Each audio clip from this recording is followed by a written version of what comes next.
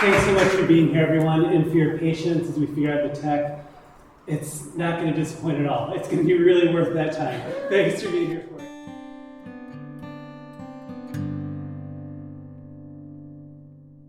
Welcome back to the Organizing Isolation podcast. This is Aidan Ryan, and I'm talking to you, the listener, for the first time.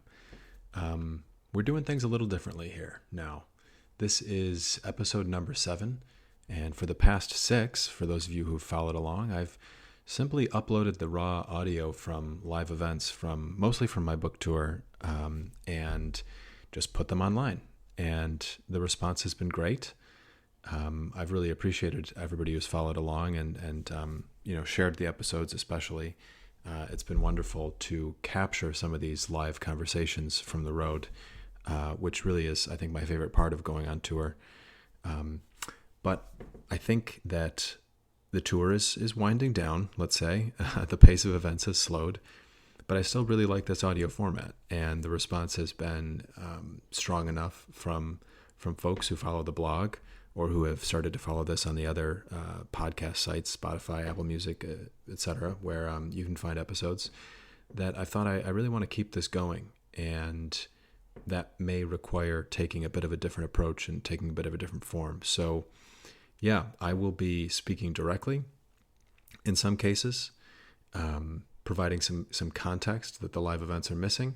I might do more than live event coverage too. I'm thinking about doing some interviews, more on that to come. I don't want to give away too much right now, but you'll also have heard that we have some guitar, which is from my old friend, the wonderfully talented Daniel Ross. I'll talk a little bit more about him later as well. This episode number 7 of the Organizing Isolation podcast, comes from the Cleveland Inkubator Festival, where I had a really wonderful time a couple of weeks ago doing a panel conversation organized by Savich, along with the writers Caryl Pagel and Madeline McDonnell. The 4 of us talked about our research-intensive creative practices, the intersection of research and creativity, pure invention, how research continues, when to end it, when to pick it back up again, things that are research that you might not consider research, by traditional definitions. I won't say too much more about that now because I think we do a pretty good job of explaining it at the event.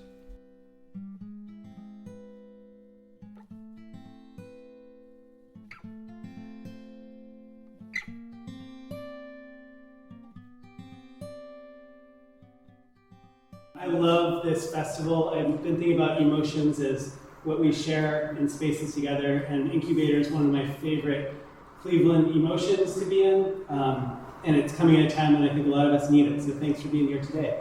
This is a panel about obsession, so we definitely won't say too much. We definitely won't go on.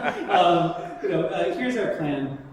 We're each going to talk about recent or current projects for like 7 to 10 minutes.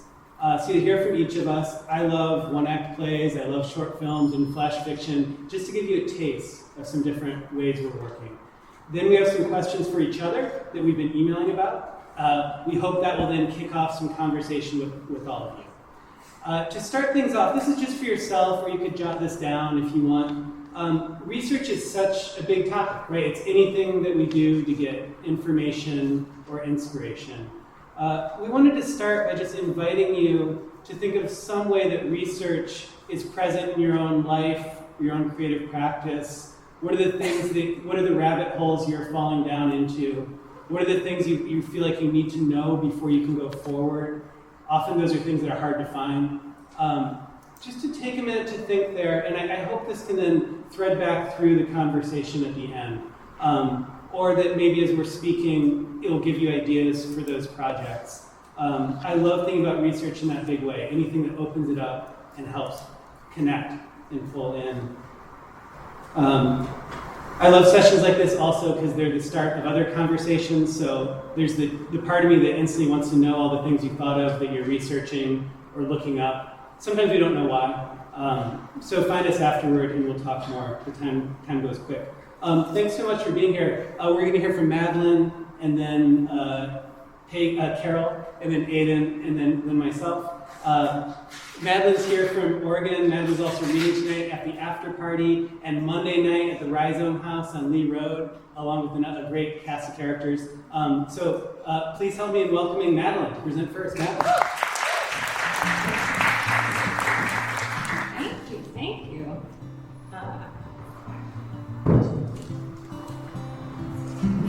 Oh my gosh, everyone can hear me, right? That's what everyone says. I'm starting off correctly, right? I'm so happy to be here, which is why it really pains me that I have to start by making a horrible confession. I'm happy to be here, but I don't belong here. Really, unless Beyond Research, the title of our panel, actually means a pox on research, or fuck research! I shouldn't speak. You guys can tell that already, right? Because unlike my amazing co-panelists whose projects I am so onerously honored to find my own conversing with, as I wrote the book whose creative research I'm here to talk about, I visited nary an archive, I conducted not a single interview, I scouted 0 locations. Castigate me! Boo! Get the hook, Zach! Thank you. But if you'll allow me to stay up here, and I'm leaving. And if you'll allow me to chase my confession with a question, I'm wondering, why do I, a writer of fiction, feel that my failure to systematically investigate sources as a source of the most searing shame? In my co-panelist Zach's beautiful book, A Field of Telephones, he riffs on the way a poet or poetic school might just hang invisible in the air, just there influencing a writer. Feeling Teddy Ruttke in the air, Zach writes, it's a very particular air. It's made of piano scales and exhaust. He also writes, air is complicated, just ask alone. And maybe I can start to answer my own question by telling you about the very particular, complicated air I was breathing as I began to write my novel, Lonesome Ballroom. It was the worst of times, it was the west of times, it was the burst of times. Britney Spears had just been placed under temporary conservatorship. The seminal reality show The Hills was in season 4.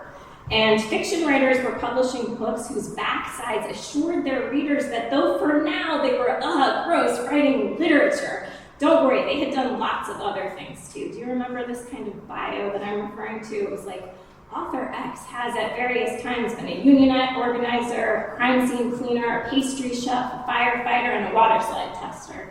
You guys seen those? This was like a real thing, I swear. Can we blame George Plimpton for this trend? Do you remember him? Yeah. Do you remember that in order to bring timpani or touchdowns to the page, he actually played percussion for the New York Philharmonic and was a backup quarterback for the Lions?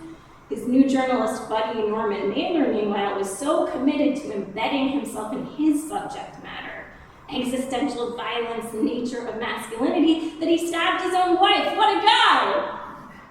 I kid, or try to. And I rolled my eyes at bios like those, which in suggesting we should all be out there in the active fray also suggest that narrative itself derives from adventure, variety, external event. I wasn't sure I got what I was being sold, even when the air was thick with this stuff, but you don't have to believe to receive. As Zach writes, careful you don't cut yourself on that wind. But am I really positing marketing patter as destructive matter? Like I said, there was more to my air. It was Western and bursting. I was living in Washington State. The skies were busted up by seabirds' cries, which was great because I was trying to write a novel set in a desolate Northwestern fishing village, the kind of book that would have the page-turning pace of a thriller and a poignant coming-of-age story at its center. Oh wait, I'm sorry, I got confused there for a second. My husband was actually writing that novel. It wasn't my husband yet, but he moved there so that he could begin it. And I followed his car through cedar sublime landscapes, listening to this very long audiobook about Vera Nabokov. so that my existence might be proximate to his process. That Baron Nabokov audio thing, book thing, is not a joke. I've never told anyone that, but as I moved there for this man, I was listening to that book. Was that research? Was I researching research assistance? Anyway, I was assisting. I was reading my not yet husband's not yet novel. I was taking trips with him up and down the coast. I was staring at sand spits and crab skiffs, but I was doing my own work too. I swear. I was reading obsessively anyway, if randomly, reading from what felt like an inchoate need, but would my weird, random reading prop up or prep me for a novel? Would Anne Carson's The Glass Essay or the poemy essays of, Caryl Pagel help me get a setting or a plot on the page? And what of the reading that wasn't even reading? The silent Cindy Sherman photos I'd ogle, the Agnes Varda and Chantal Ackerman movies I watched, the 1930s screwballs and MGM musicals, seasons 1 through 4 of The Hills, or that Jean-Claude Van Damme movie Bloodsport, or Michael Mann's Heat, or hours and hours and hours and hours of Cubs baseball because my not yet husband often controlled the remote. Was any of this research? How do you research a novel whose setting you can't even name? I called the town I was trying to build for my narrator X.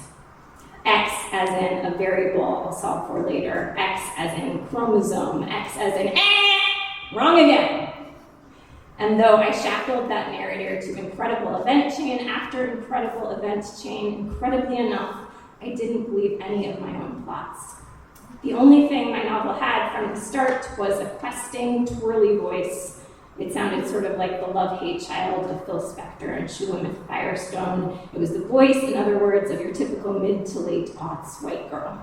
Call her Brittany, or Lindsay, or Elsie, or why not, I did, Betty.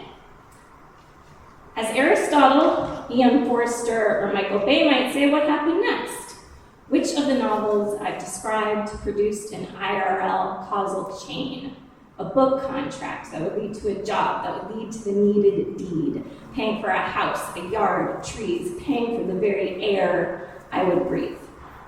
The one with prose like jaded jazz hands, a voice bright and aimless as tap shoes, or the atmospheric one wherein a Fisher teen uncovers a shocking secret that reveals the bad things good people will do to protect their way of life. Any thoughts? Jazz hands, right? Wrong again!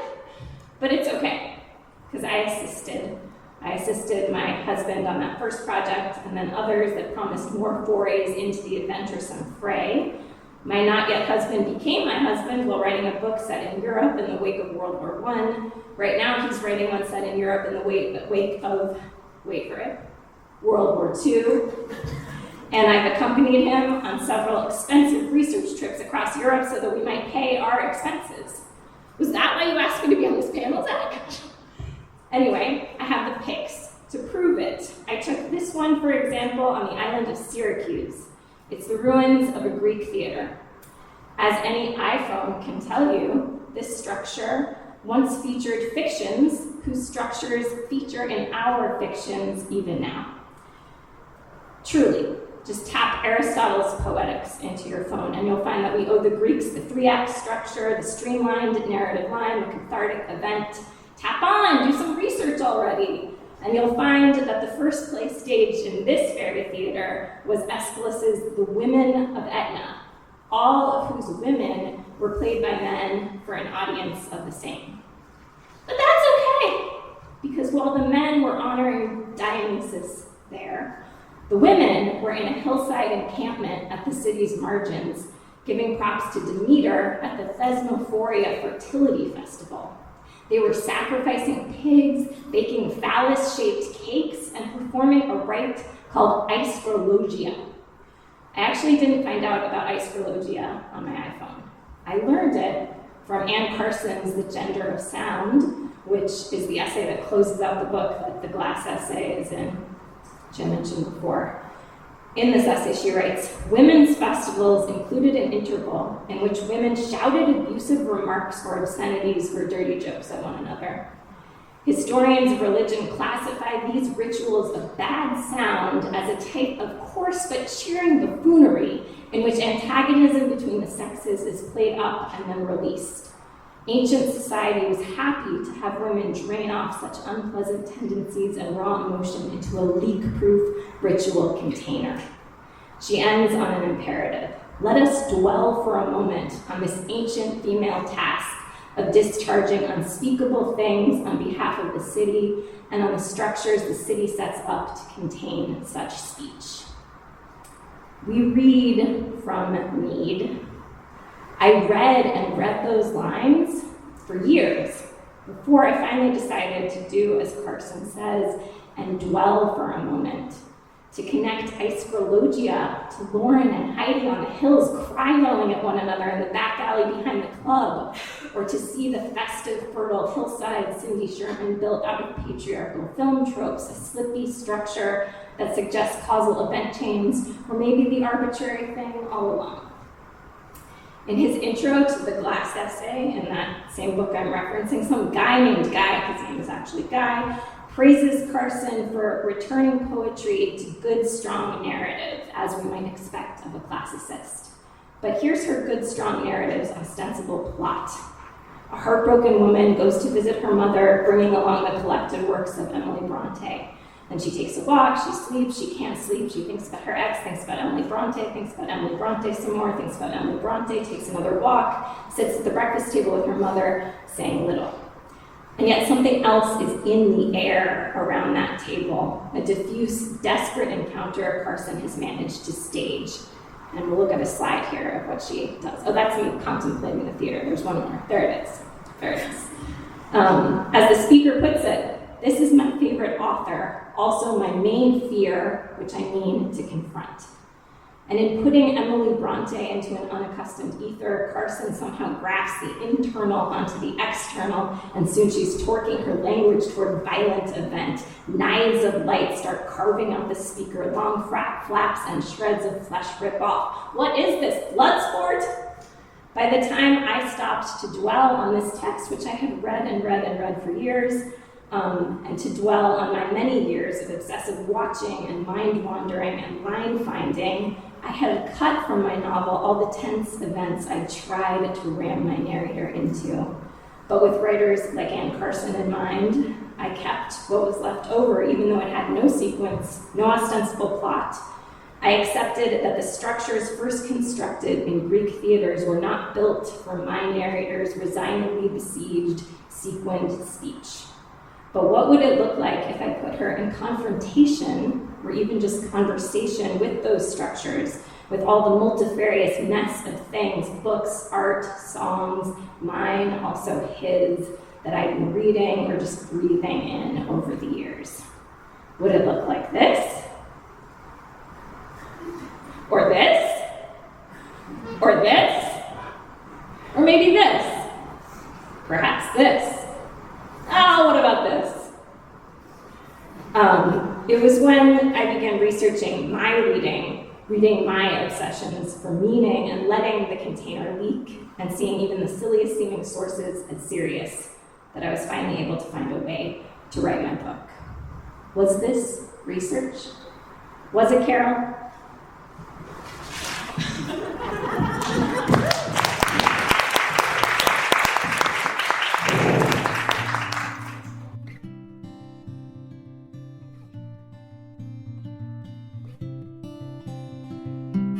Thanks, Madeline. Thanks for Zach. To Zach for inviting us to this panel. Don't listen to Madeline. I'm out there in the fray. Adventure drives my narrative. Adventure means you can stay obsessed forever and never, ever, ever finish your book. The book I'm writing, which I'm going to talk about today, is called The Circle Tour, and I've been working on it for a couple of years, and what you need to know about it today, basically, is that it's an obsessive book about the mid-20th century poet Lorene Niedecker. Maybe some of you have heard of her, and her relationship to writing about place, specifically Wisconsin, where she lived. It's about geology, glaciers, the Great Lakes, and the history of the environmentalist movement in the Midwest. The part of the project I'm gonna read a little bit today and talk a little bit about the opening of the book, which basically you'll hear is about Niedeker and this poem that she wrote later in life called Lake Superior. And the project, as it starts out, is me and my family following the extensive notes she took to write the poem Lake Superior around Lake Superior. So a little bit of like a tracing project. As I've worked on this book, I've often thought about it in my mind as being shaped like a wheel. So an interest in a single poet's work as the sort of central source and spokes of research or tangents as pillars connecting to a sturdy surface in motion. Or maybe the book as an eye, Lorene as the pupil, other texts and contexts, the light refracting through her. Or a stone thrown in the lake, archives as entropic ripple, all shapes somehow leading back to making this circle tour. So again, I'm gonna read a little bit of an excerpt from the beginning of the book, which will introduce, I think, it talks a little bit about the research at the beginning, and will introduce some of the various modes of obsession and discovery and genre blur. And then I'll end by just running through really quickly a quick list of research techniques that are shared between myself and Niedeker. In this case, the subject of my book being the person who taught me how to write it. These are some pages from her notes on the right and the poem on the left there. So this is an excerpt from the Circle Tour. 1. Northern lake country stones are born of volcanoes and glaciers. Their boulders, shards of cliff, and old magma the size of tomatoes. Niedeker wants to know what everything's made of. She reads about granite, basalt, rhyolite, and slate, and agates bright like salmon, swirls of light, fatty white embedded in crimson, or dirtier, mud puddle with a splash of sun in it. Lake Superior rocks are tangible tethers to the beginning of time, or as close as one might touch in their lifetime. Over eons, these stones have tumbled and split, made beaches and crags transformed by both massive and gradual geological circumstance. Niedeker begins her poem, you can see there. In every part of every living thing is stuff that once was rock. In blood, the minerals of the rock. This is a page from the Circle Tour. The poem's language is expansive and small, inclusive of the human and non, the historical, and the sweetly private. Lake Superior was written in the mid-1960s Midwest during the Vietnam War, just a few years after Kennedy was shot and the environmentalist Gaylord Nelson became Wisconsin's U.S. Senator. Aldo Leopold's Sand County Almanac was published over a decade earlier. Rachel Carson's Silent Spring had just come out. The subjects in Lake Superior include rocks, love, land rights, water, voyaging, theft, ecology, flora, hope, trade, time, race, empire, evil, capitalism, labor, animals, song, minerals, and corruption. But don't worry, Niedeker's poem is only a few pages long. It's a 13-part minimalist epic ditty with 21 lines to the longest section, really rather brief for a long poem, pretty concise if you think about it in the age of A, Testimony, Patterson, or the cantos, the ongoing sagas of her male peers. 2. October 28th, Cleveland to Ann Arbor.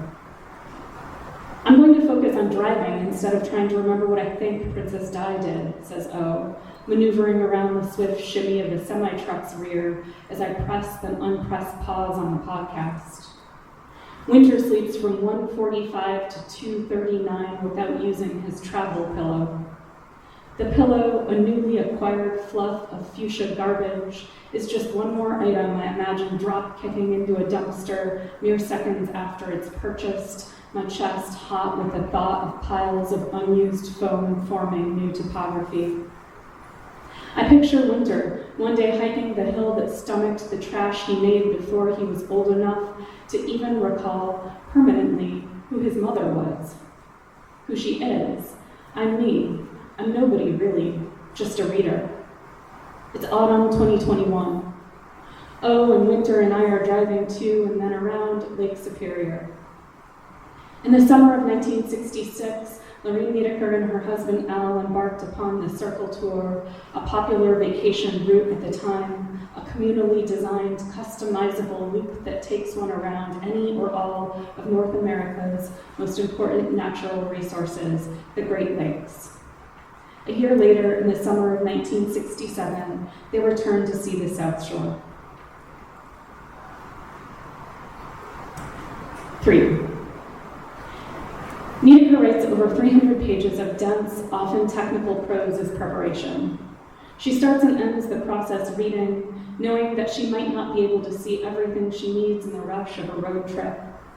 Her notes are drawn from books on botany and geology, conversations, pamphlets. Like many modernist poets, she's interested in research, testimony, and the document. The force of plain, factual, lifted proof, or the raw material of poetry in all its rawness, as Marianne Moore would have it. And there was her visual disability. If she knew ahead of time that she might miss something because of her poor eyesight, best to prepare for whatever it was that it might have been. Niedecker writes that the northern part of Lake Superior is a blur. You're whizzing along the highway with a glimpse of beach, but there's traffic behind, and you simply continue to whiz. We needed to go somewhere.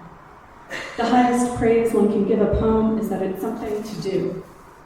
A ramble around the lake, lines setting one in motion, the next breath's roots. All right, so that's the opening of the book. More pictures of Lake Superior.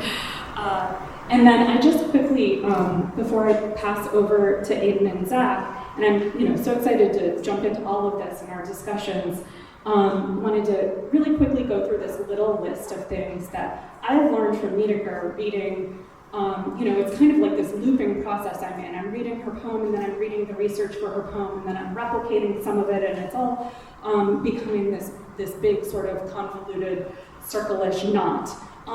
But the things that she did they're straightforward and they've been fun for me. And one is the reading. As mentioned, she she wrote over 300 pages at least that have survived in her archives. Most of her archives were burned at her request upon her death. Over 300 pages for this one really little poem of just research about rocks and geology and history and all kinds of stuff. And so that kind of condensery coming into your process, that you can do research forever and ever and ever, and that the task is to slowly, make it smaller and smaller. 2 is talking. She wrote letters to her poet friends. She considered herself a folk poet. She went on this trip with her husband Al and talked to a lot of people, and those quotes and those conversations appear in her work. 3 is looking. That might be obvious, but I feel like it's an underlooked, underappreciated part of research. The ways in which she describes even the smallest rock in this poem are quite precise and particular.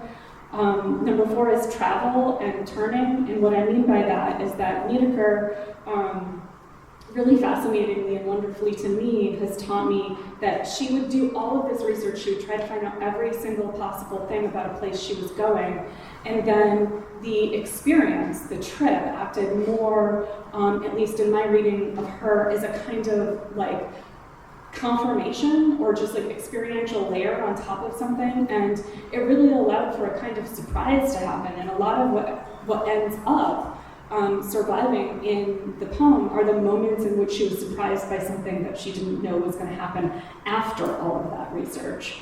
And then 5 is her technique of collage, which is when you're doing this kind of layering of all kinds of different thinking at once, that collage can be such a useful formal structure for putting together like loads of material if you're a highly obsessive or research-heavy writer. So I'll just leave you, I'm going to read, this is the penultimate part of her poem, Lake Superior, and I love it, and to me it's like a little bit of a research statement. She writes, "The smooth black stone I picked up in the True Source Park The leaf beside it once was stone. Why should we hurt him? Thanks.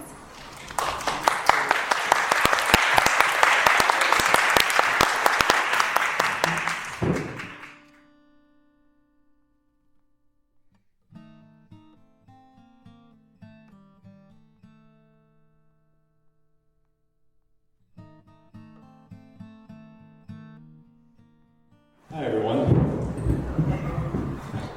Thanks for coming out today and for having me. Although I will say, like Madeline, the closer I got to this event, the more I felt that maybe I don't really belong here in this panel. But then Zach suggested that we could make some slides, and that's why I put together this PowerPoint as a way to explaining to myself how I actually fit into this discussion.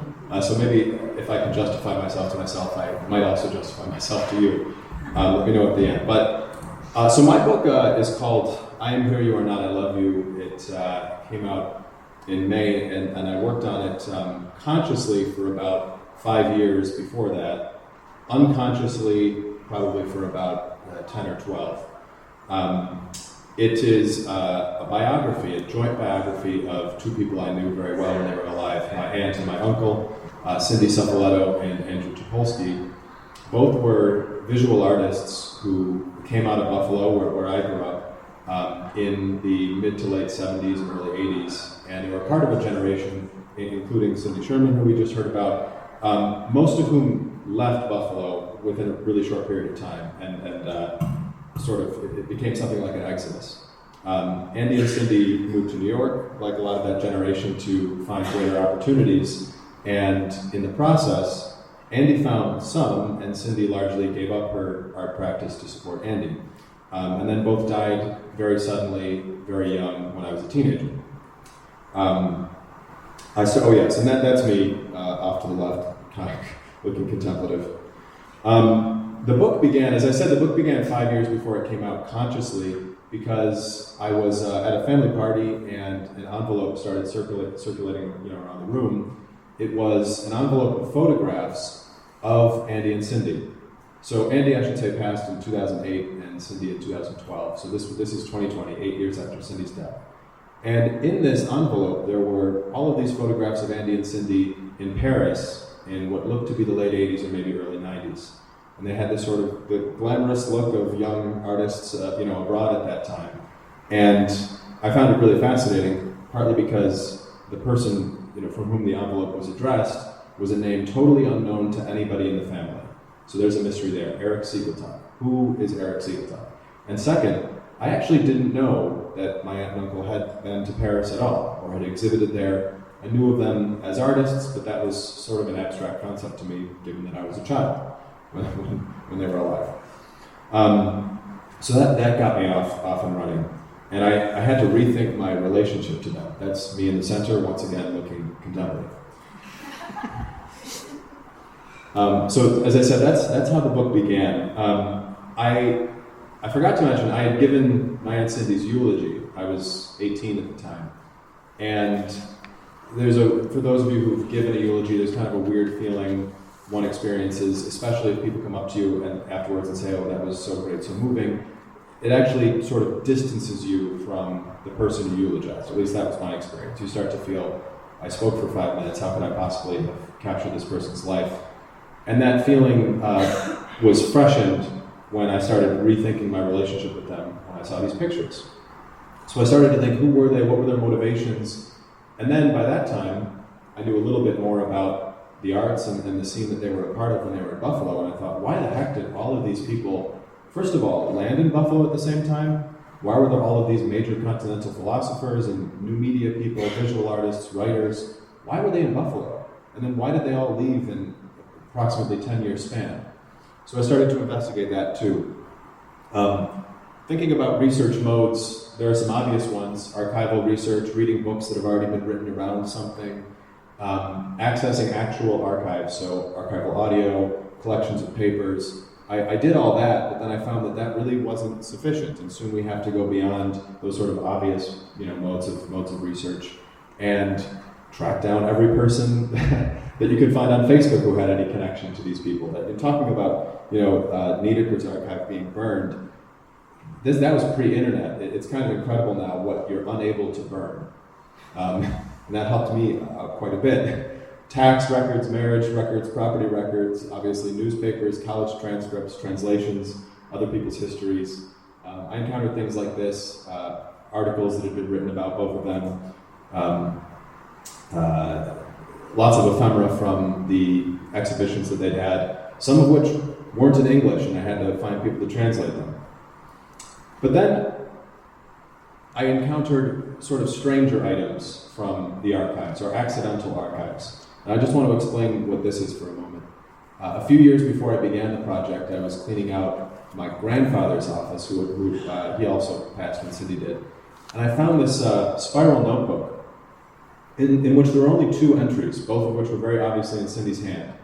It was dated, the entry was dated December 31st, 1989, and it was a letter she wrote to her own grandfather. The opening line is, well, not the opening line, but the line I most remember from this is, "I blame you for all the good in our family." Kind of an incredible document. He was dying of leukemia at that time, and apparently she never gave him the letter. It was really moving to me and my family to discover this undelivered letter, but then I flipped the page, and on the back was a bizarre list that began with, "You left the empty cake box and milk carton on the counter." And then there's this other enumeration of sort of domestic detritus: beer cans, socks, pants on floor, overcoat. It's starting to sound kind of annoying, right? Clothes in magazine basket, clothes on chair back by desk, and then finally, I love this, the wax pen. What in the world does this mean? This is where I started to run into, this is sort of where I started to run into the limits of traditional biographical modes. I was encountering things in the archive or in the accidental archive that I couldn't simply put together into a coherent linear narrative as a normal biographer might. The more I looked at this document, I found I had to imagine myself into Cindy's life in the moment that she might have written these 2 entries, which it seemed likely that they were written around the same time. So to do that, I talked to everybody I could who might have known where Cindy physically was when she wrote this. And I found out that while her grandfather was in Buffalo, she was probably back home in Brooklyn at 440 Broadway, this sort of industrial space that they had co-opted into living quarters. As I said, it was just a few days before her grandfather died, and I learned, crucially from friends, she would have been preparing to host a New Year's Eve party. This was one of the first moments where I crossed the line from writing a biography into sort of fictionalizing a scene that I couldn't have known exactly occurred, but I had to write to tell the story, to get through the material I had amassed. And then I started making that choice sort of again and again at crucial moments to get my way through the material. So that was the beginnings of this project. In the middle, I continued to find other scraps of mysterious material. What you see here is a sheet of pink paper with a message in Andy's hand that says, "I am here, you are not, beautiful dreams, I love you." Again, provocative, mysterious. I didn't really know what to make of it, but absolutely loved a couple of the lines and took them for the title because I thought it emblematic of their sort of disappearance and my relationship to them. But then I found things like this. So I didn't say too much about their art just yet. Andy and Cindy were part of a movement or generation of artists who were really interested in, as one sort of elder in that scene put, things turning into other things. And you can see this in Sherman and Longo, who are some of the more famous of that generation, but most of their peers were doing this too. In my Uncle Andy's case, he took it to a pretty far conceptual extreme where he would do things like write a poem and then use a mathematical formula to erase parts of that poem, and then graph the erased parts onto a piece of paper, and then work with musicians to come up with a way for that, collection of geometry to be read as music. He would hang it on the wall and then have the musicians come into the gallery and play it off the wall. That kind of thing. Things always transforming into other things. And Cindy, similarly, even though she gave up her art practice for a long time, was interested in collage, interested in xerography, interested in challenging the boundary between work on paper and sculpture. And so as I thought about, again, going back to the act of the eulogy, how can I write a biography that does a better job of doing justice to them. I thought, can I somehow borrow their methods from visual art in writing? And so I started to learn more about the movements that influenced them, Fluxus, Intermedia, which was Andy's term for his art. How could I infuse those into the traditional form of biography? I'd already kind of blurred the line by inserting some memoir, inserting some fictionalization, but I was still interested in potentially going further. And so I decided to sort of throw out all the rules and as I said, weave in quite a bit of memoir, weave in quite a bit of fictionalization. There's something I've been called out on by a few reviewers, roughly like 25 to 30 page digression into something that seemed to have nothing to do with Andy and Cindy and took place roughly 100 years earlier. Footnotes are great for that too. I disguised plenty of short stories as footnotes, and I even started to implicitly tell certain stories about characters in my acknowledgments because I felt they didn't fit in the text. But I still had to go beyond. I found this, my uncle Andy Topolsky said very little about his own art, but in, I think, the only recorded interview he gave, he said, "The structure of my work is based on a process whereby one piece essentially gives birth to the next. The individual pieces are therefore phases of the continually progressing work." As Caryl said, when you're really emotionally invested in a project and when it's a research-intensive project, you always feel, I think, that there's more research to be done. So then there's the question of when do you let go of the project? When is it finished? And this has challenged, I think, all of us at one time or another, one way or another. But we have to figure it out and put something into the world at some point. So in my case, I decided I would just simply continue the project in other media. And at somebody's great suggestion, I started making a film. Partly because I couldn't sell the book to anybody.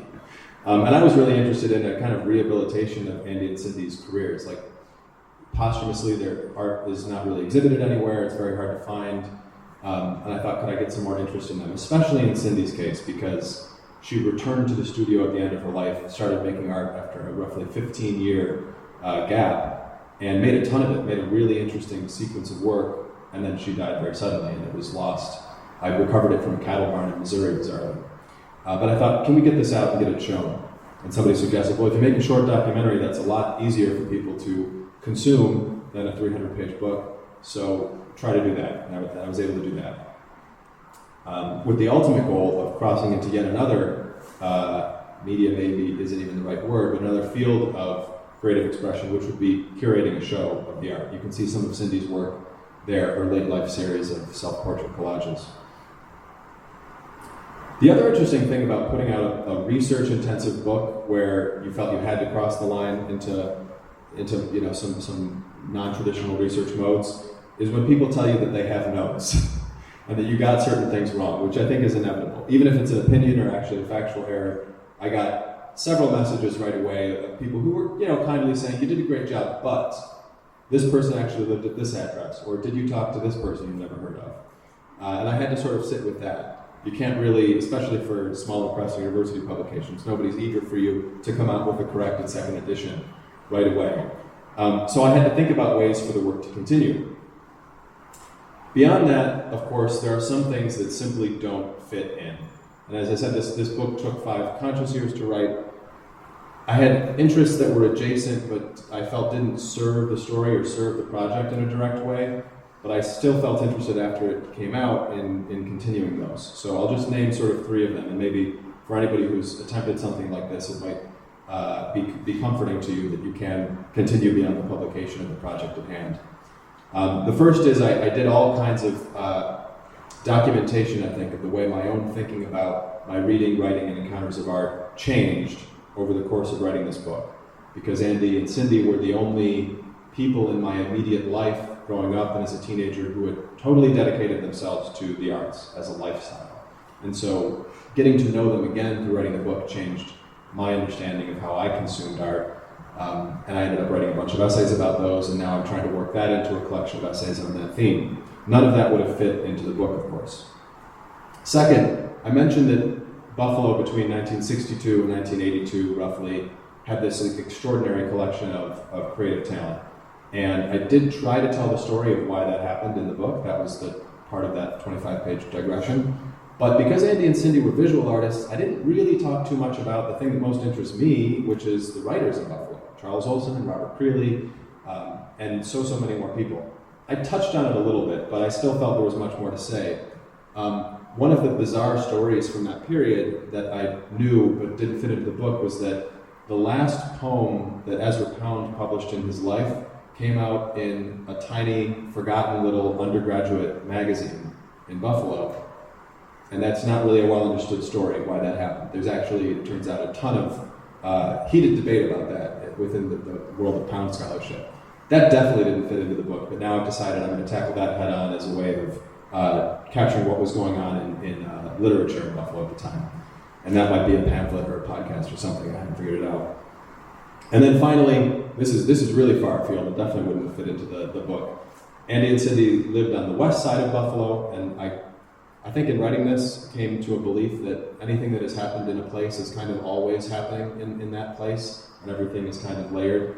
And one of my favorite things that happened on the west side of Buffalo is that in, I believe, 1867, about 1,000 Irish veterans of the Civil War decided to invade Canada. Their idea was to take it over and ransom it to England for Ireland's freedom. They were surprisingly successful and did take over a large swath of southern Ontario for about a day before giving it up. There were some defections, there was probably alcohol involved, but it was called the Fenian Invasion, and it actually had more of an impact in Canada than in America, Ireland, or England because it helped kind of crystallize a Canadian national consciousness. On our side of the lake, it's not terribly well known, but I decided that'll be my third and maybe larger project that might become a book of its own too. You can see why that didn't fit into the biography. So I'll end there. Thanks.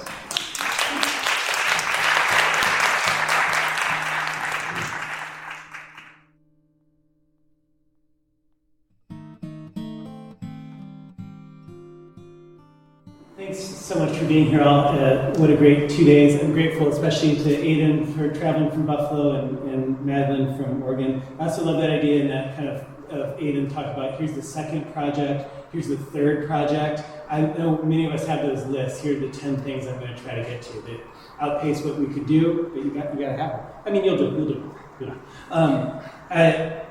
I'm grateful to hear about these projects. I'm really curious what they might be sparking for you all. Some things I'm thinking about, and this might lead into the conversation we all have. Don't you like my slides? I said the media would be worth it. Are you going to fiddle with the wires for so long? When we say research, you came in here, you saw a description about beyond research, different types of research. What are the things what's our baggage? What's the thing with research we're unlearning? Aidan mentioned the limits of a biographical mode, implying some idea of what a biography should do. I'm going to tell you in a minute about a project I've worked on where I did a lot of really straight critical research for a decade, but could never bring myself to write it in the straight critical form. I had to find a form that felt like it mattered more than writing for the 3 other people who'd read all the stuff that I read about the topic. So where are we coming from? What do we need to unlearn in terms of research because of the teachers we had or the voices we're imagining? And then also, what are the types of research we do in our lives, our daily lives, to figure things out that might be used in our writing more than we might allow? I'm going to talk about annotation. I love the idea that the marginalia, the things we write in the side, the way that our lives are moving along the side of a text, in this newest book of mine called Field of Telephones. I'm interested in books of research that are about and around their topics, that are indirect in some way. I like that idea because it can apply widely. It can open up our writing, but it's also a little hard to pin down. When is scholarship more about? When is it more around? How digressive or divergent or adjacent can your about get before it swings into the orbit of around? And how wobbly can that orbit of around wobble before it slips from the gravity of its subject? It's a little hard to pin down what exactly is about and around, so you have to define it through your writing. You don't solve the problem by writing, but you write. Writing is a problem you don't solve, so you write. My latest book is called A Field of Telephones. That's me on the cover. It's published by 53rd State Press last spring. 53rd State, if you don't know, is just an incredible publisher of plays, scripts, works for performance, works that document and preserve performance that's hard to document, perform, or preserve. It's key to theater publishing, certain scenes, and for me, it was the invitation to think about this research I'd done, this kind of critical scholarship in relation to performance that activated the project.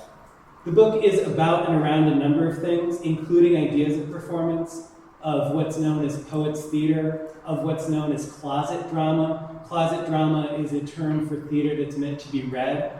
You read it alone, you can stop any time, you don't need to be in the theater. You imagine performance, you imagine yourself imagining performance. The book's also about and around illness, questions of survival.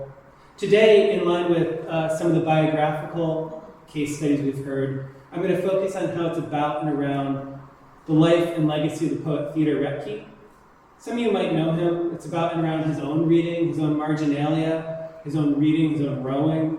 Retke was born in Michigan in 1908, died in 1963 outside Seattle. You might know poems like this. This is the start of a really famous one. Maybe you've seen it in anthologies. Maybe you had to take a standardized test. For a part that didn't make it into a book was researching all the papers available online that high schoolers can buy about this poem. A lot of really good close readings. You might also know, if you're from this area or the upper Midwest, his reputation for growing up in and around an enormous greenhouse, the largest commercial greenhouse in Michigan at one time. You might know him from poetry history, for his association with those who are writing about mental illness, the stricken and ecstatic proto-postmodern confessionalism of folks like John Berryman. These are just greenhouse photos. Old greenhouses are wonderful, especially as we're in this kind of space. One point about the book is that maybe his most exciting work, it's not those standardized test poems, it's not those anthology pieces. It's pieces that were more to the margins of his own work. And those can seem closer to a lot of contemporary writing that I find most interesting. He wasn't shaping it toward the forms we might today, but you can find it there.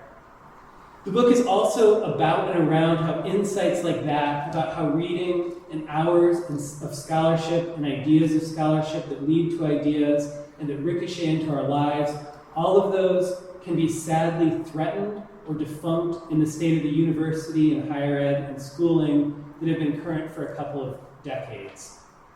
What I mean is undermining the fantasy that it could be enough to study a poet to advance that knowledge. You know all the threats to this that are now coming into horrific prominence. One example of that, thinking about scholarship in the current university, you may have seen that in this last week, Bucknell University Press was closed or on the brink of closing, correct me.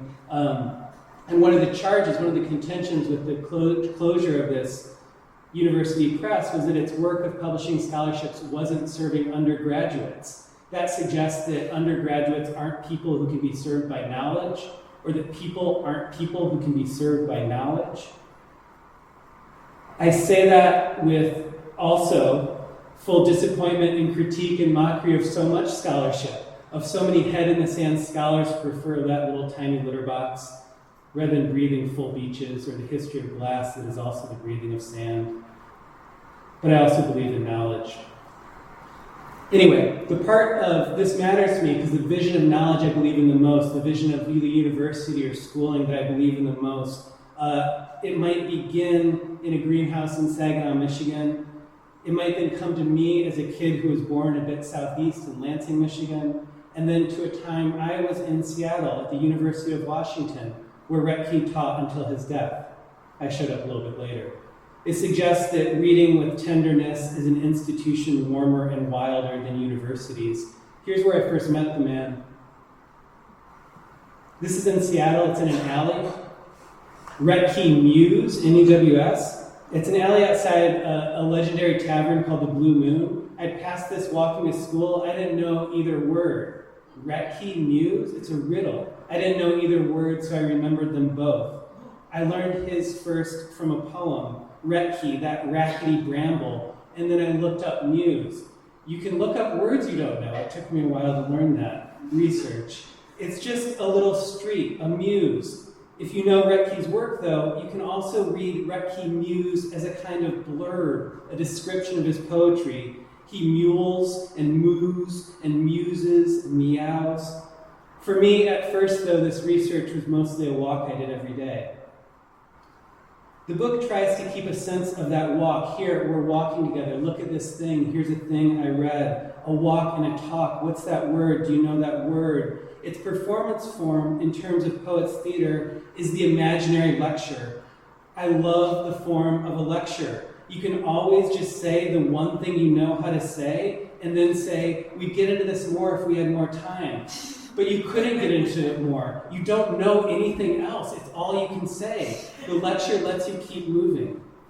The book draws from a decade of reading the dude and his critics, and also of time in his archives in Seattle.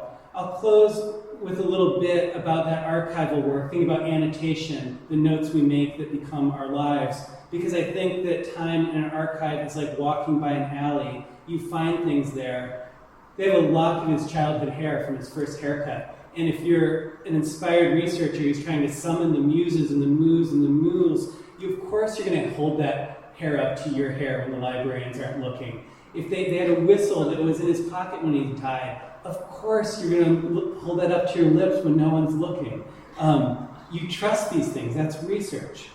The things you see in an archive, the notes you make there, the notes you might study from the author, those flowers and broken crates in an alley, our muses, we become that marginality in the passages of our days. But the main thing I want to show you is this. Beautiful do this in a library. This is one of the most beautiful things I think I encountered.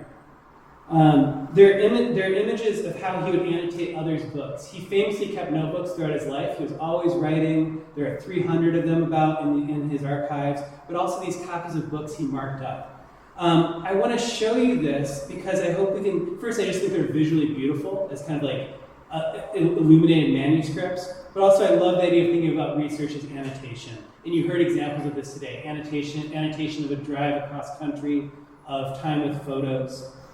When we annotate, we're not just responding directly. We're unlearning some of the research habits I had to unlearn, that I had to advance a dogged thesis, incrementally plop, plop, plop, this slow drip of scholarship. In Retke's archives, his annotations of other books are alive. They're not making an argument, they're reading.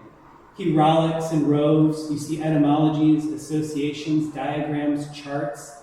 He circles, swoons. The annotations show us that reading is a live performance. It's kinetic. The birds are in flight. You've kicked them into flight. The eye doesn't just go left to right, top to bottom. It spirals and soars. An act of the mind made manifest, tapestry, tempest, trail, stained glass garden gone to heaven of seed. These are all images of his annotations of the work of the poet Gerard Manley Hopkins, who some of you might know, as kingfishers catch fire, dragonflies draw flame. They include descriptions that seem to be both about Hopkins' work, he's describing what he's reading, and also he's talking to himself. He's giving a manifesto of what he wants to do. Like this one. That first line he wrote in pencil, I myself become interested in. He came back, who knows after how much time, and finished the thought in green ink. Images of speed. I want you to see the music, like looking at a musical score in the sky. These are examples of the kinds of things you can see scribbled in these beautiful window panes. I love this. Is he describing a poem? Is it a charge to himself? That membrane between reading and writing oneself is really porous. And I admit, as I did this research, I realized much later, you get these echoes. I had for a year already been writing in Retke's own book in the same way that he was writing in other people's books. I hid this from librarians too. What does that say? What was I hiding? Let me end with one thought. Why do I find this among the most beautiful things I've encountered in research? After I went through that book you saw, his annotations of the book by Hopkins in the archives in Seattle, I was digging around in another box, and I found that they had a second copy of the same book. Same one that he'd gone through and filled the page with all those notes he'd seen. He did it again. A few years later, he started to go back through it. And he wasn't perfecting it. He wasn't preparing a finished copy. He's not repeating himself. It's not a version to teach from or write something from. He needed more room. He needed to go back through it again to encounter it perpetually new. He needed the second edition. We can think of our research as that. We need to rehydrate the edition, get a place to be, or a relation. So I'm wondering if that's one thing creative research does, if that's our circling theme today. It doesn't just repeat, it doesn't just advance by an inch, the incremental drip of an argument, showing off my authority. It doesn't just show off what one knows. It's not showing what it knows, it's showing how we want to know more, inviting that in us, bringing us to the work fresher in the face of each weariness of the world. In the time we have, we'd like to turn to each other for a minute and invite some conversation, and then open it up to you all. Understand, this is the last formal session of the day. People have been through a lot. We want to make sure folks have time at the end. Get back to the book fair. Lonesome Ballroom, Madeline's new book is at the rescue table. I'll bring up that image of roses again for us to sit on. I wonder as a place to kick it off. Really curious for what you're all thinking. But just back to the notion that Aidan's phrase of the limitations of the biographical mode. And I'd love to invite anyone here from the panelists. There's a couple of mics here. When you were working on these projects, what were some limitations of received modes, ways you learned to do research that you needed to unlearn or find your way around or dismantle?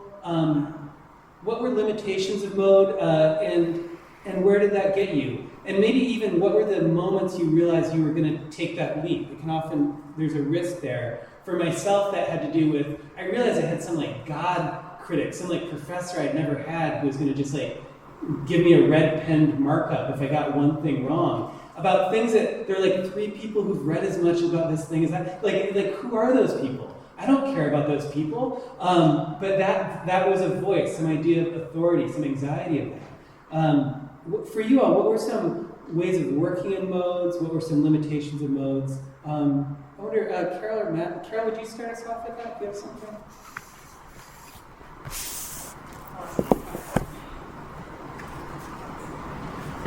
Yeah, I have 2 thoughts. One is that, God figure, red pen, markup person. I did kind of early on in the project, I did a lecture. This was really scary for me. A lecture on Niedeker for PBS Wisconsin. I haven't finished this book yet. I, am only some portion of the way into the research I hope to do for it eventually. And so I was scared of getting things wrong. And I delivered this lecture on TV and also in front of a room of people who really had been thinking about Niedeker for forever. And so I had to really sit with that moment of knowing I was going to get things wrong, and entering into it very publicly, knowing I was at the beginning of my own thinking. And then I remembered that people can come up and correct you and talk about it, and you can say thank you. Can we talk more? Can I learn more from you?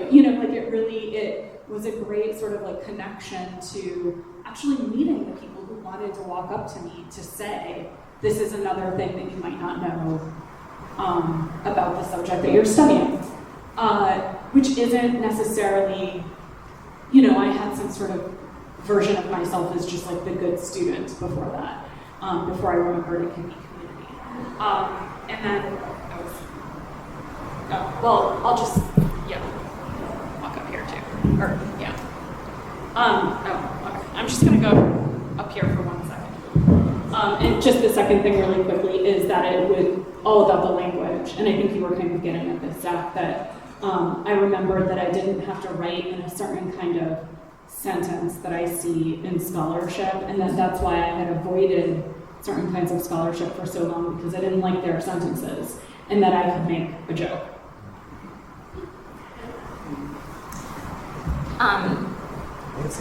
Okay. Yeah. For me, I think part of it, writing fiction out of a researched source,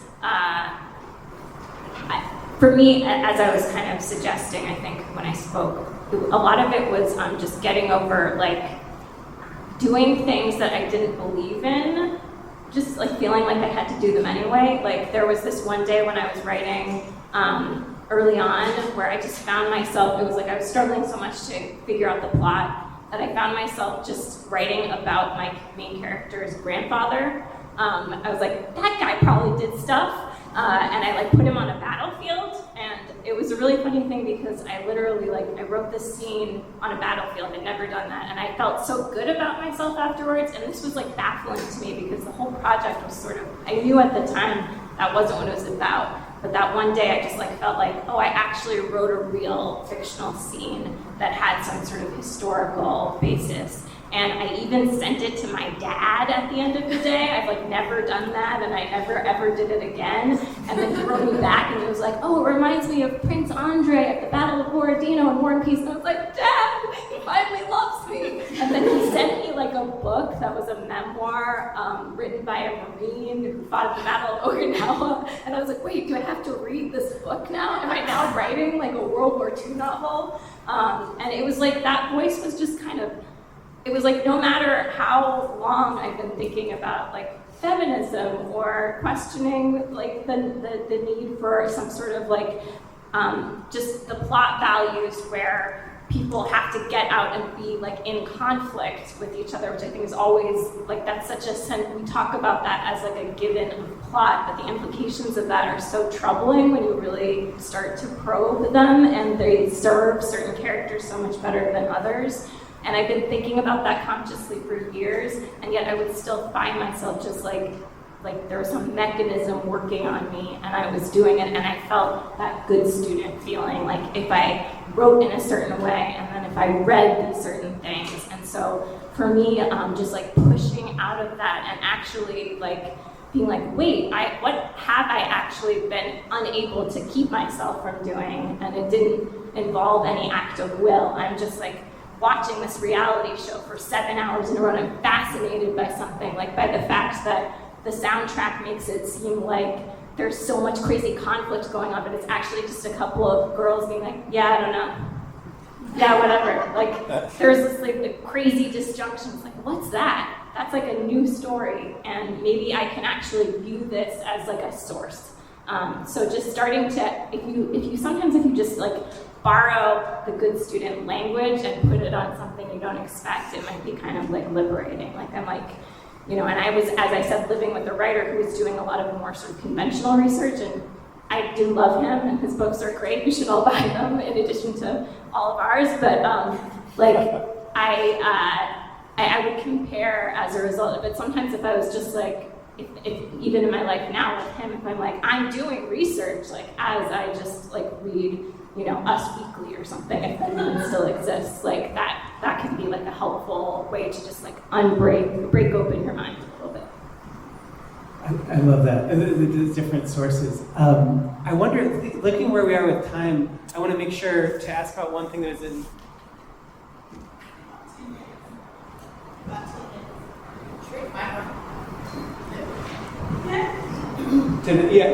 Looking at, I want to make sure to ask about one thing that was in the panel description, and then maybe it will be best to kind of disperse and just chat after that, just so that people can also make their way back and buy books. In the panel description, we said we'd also discuss how creative research can help with things like editorial work or community programming. And I think we're asking that in relation to what are the standard genres or approaches, and how can moves that get outside of that help to open up those spaces. I wonder if anyone has thoughts about that. Everyone here is involved with editing and organizing in one way or another. Anyone, anything that you'd like to add about those angles? I'm a little stumped by that one. I have to think about it. Yeah, please. I have a question. Is that okay? Please. Yeah, can I ask you a question? So I write historical fiction, and I have to grapple with research questions. And I'm just curious, there's been no discussion so far about ethics. And, the right way to research and this professor that hangs over us, but I get that. I have that. But as far as the ethical questions, like with the biography and getting into the creative space, or looking at the work of some other artist and really dissecting it, like what are the ethical questions that you grapple with as you're doing your work? Yeah, Aidan, I'd love to invite. I'd be curious because you also went through a peer review process around, right, with the University Press around this.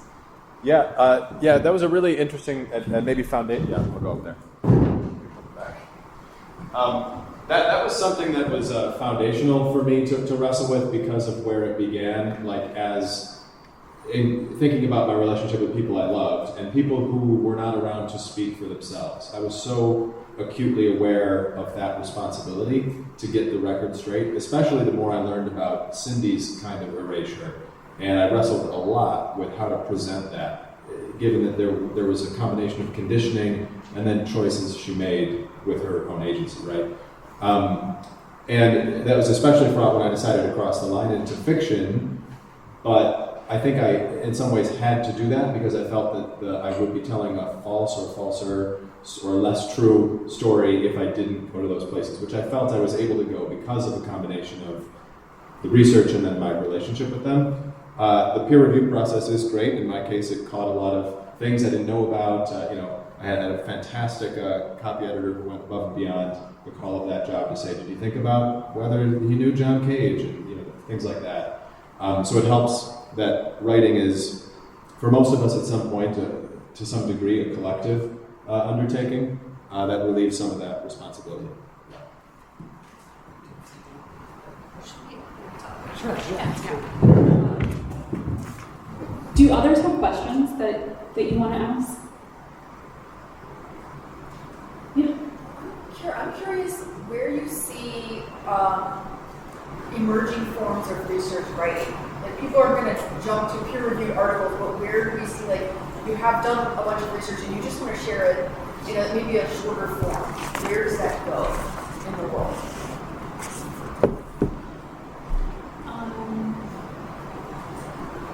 Where does it go? Does anyone? I mean, I think all of us are working on book projects, which is not, you're asking about smaller. Yeah, like so your research stuff is not a random controlled trial or something like that. You want to share it in a more digestible way to a broader audience. Mm-hmm. I mean, this is from my point of view, but my first response to that would always just be the form of an essay.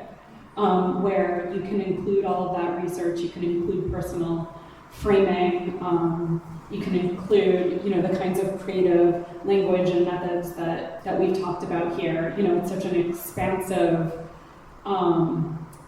rangy sort of form that's what I think of right away, but maybe others have, there's other, I was really interested to hear about Aidan's documentary work, there's all these different kinds of forms that can capture this. Do others have? Yeah. I love this, this choreography we're doing now. The fire brigade. It might intersect with the question about ethics also. I'm thinking about especially students I'm working with or friends who often do substantial research toward one creative form and then adapt it in ways similar to what Aidan said for a short video that lives online, for something that's a brief social media post or item, and also for things that live in community in really direct ways that are adapted to a room of persons together and are trying to activate that and moving between those things. And they might see it as the same act as when they're doing the thing that is more far out there. And I think that intersects with questions of ethics because then they're thinking about legibility, what can be digested, what can be received. And we know we're at a moment where the ways information is operating mean we can feel like the need to shape things, right, in certain ways so they're heard. Maybe that gets to my question about public programming and also in relation to what gets marketed, what gets optimized by search engines, and then how does that cross into where your heart is as an artist and a person, and also in the ethics of what you're representing, right? There's ways I've written, thinking back to ethics, there's, you can write a thing to get some clicks that has a hook that might be grabbier than the deep truth of it, right? So, that's not talking about specific places. I'd love to talk more, but thinking about how we get things in circulation at this moment, in intersection with that, yeah. That's good. Is there one more thought about research, especially if you came with like, I need to figure out how to do this kind of research, and you were hoping we'd address that, and you know, it hasn't come. Anything else that folks would like to add? Yeah. Well, actually, I think maybe not a percute episode. And then a percute episode. And my problem is that we're trying to work on a series of cozy mysteries. I fell in love with the building, a hotel that no longer exists. Okay. And I need to get movements, figure out how to construct it, or at least to be able to describe it. So be truthful. And be truthful to that process. And I've done the set in particular, the story set in a particular era of Cleveland, like the 40s, 50s, 60s. And obsessively, I've done a tremendous amount of research. Some of the research has made me depressed because I'm talking now that Cleveland was my life. You know, which was not befitting the lighthearted, cozy mystery story that I want to tell. So having to get over being despondent about my hometown, in addition to trying to find out more information about the building. Yeah. You two should connect. Let me just try to summarize that for folks who might not have heard. And then the question is is about working on a series of cozy mysteries, doing some research into Cleveland's history to get background on that, and then coming up against things that have friction with that genre because of what they're bringing up, what their history is. So I'm hearing that how do you write that? How do you process, you said, the despondency that can come in from that perspective? Such a good question about genre and what we use. And underneath that, I'm also thinking there's this question of, that I'm sure if you write, those who write historical fiction or in other realms, like, how much research do you need to do? You know, if you're writing about the building, do you need to know how the building was built? Do you need to know who built it? Do you need to know what was there before? And there's some ways that, you know, many of us can go down those holes. And I often do a lot of reading that ends up not appearing in what I write, but it's background, it's necessary. Caryl mentioned Maureen Niedecker writing 300 pages to get that one small poem. You know those 300 pages were a lot of hours in a working person's life, as Niedecker was, right? To get that one poem. So I think the question of genre is really interesting. And that it intersects with, my quick answer, we could talk more, is like, what does that genre mean to you? What about it do you want to preserve and carry forward? And what about it might you be interested in agitating a little bit because you want to show the truth of that history? You know, and finding ways, when I think of genre work, that can come in many ways. A side character, a political backdrop, something that doesn't need to disrupt the main train that you love about that genre, but can also be true to the sources. You know, so I think that's a really just important question for how genre work can do the work it does, but also seem responsible. You know, please.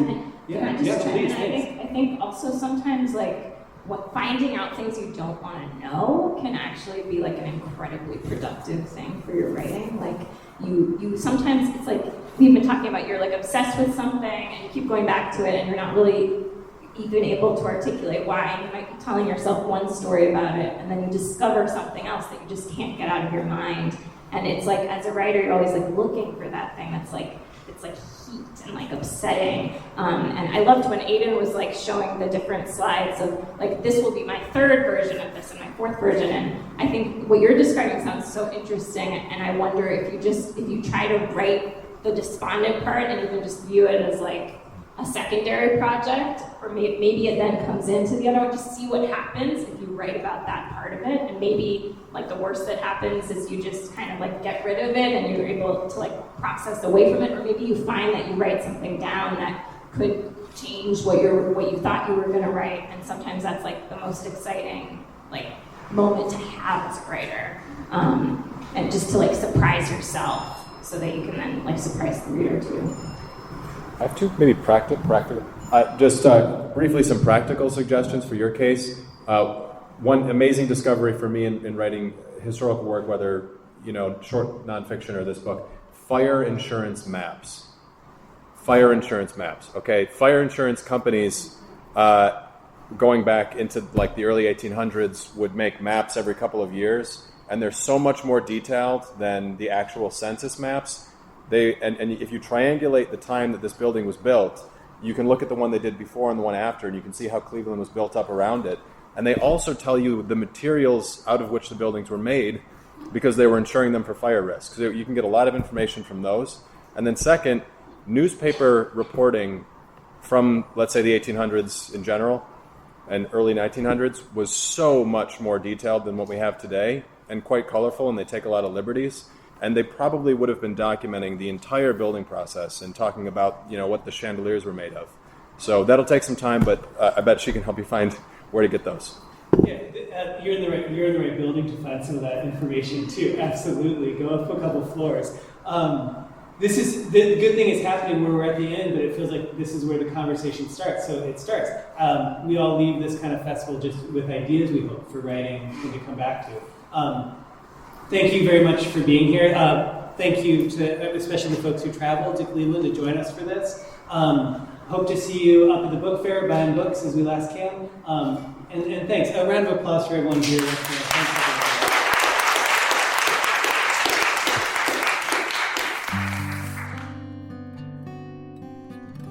You just heard from Zach Savich, Madeline McDonnell, Caryl Pagel, and me, Aidan Ryan, at the Cleveland Inkubator Literary Festival, September 2025.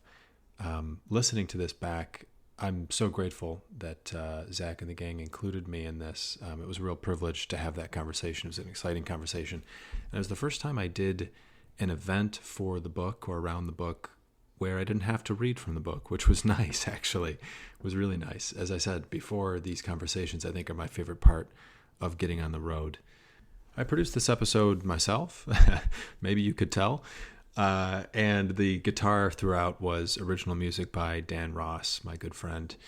I appreciate those of you who subscribe to the podcast, really to my Substack, Organizing Isolation. And I also want to apologize that I haven't put out much subscriber-exclusive content. Even those words in that order don't quite sound right coming out of my mouth. I just don't know, to be honest, what to share in that format or how to do that. I don't know that I'm even putting out enough to separate stuff for everybody, for the public, and stuff for subscribers. And to be honest, there are very few paying subscribers. I think there are about 13. Thanks to all 13 of you for chipping in and supporting this work. It helps when I need to buy a microphone or do things like that to keep this thing going. And I would like to keep it going and iterating, expanding on the podcast form, and definitely putting out more through the Substack. So sorry that there aren't more exclusive subscriber goodies, but thank you again for making this possible for everyone. If this new format surprised or delighted you, just wait for the next one. It's going to be something special.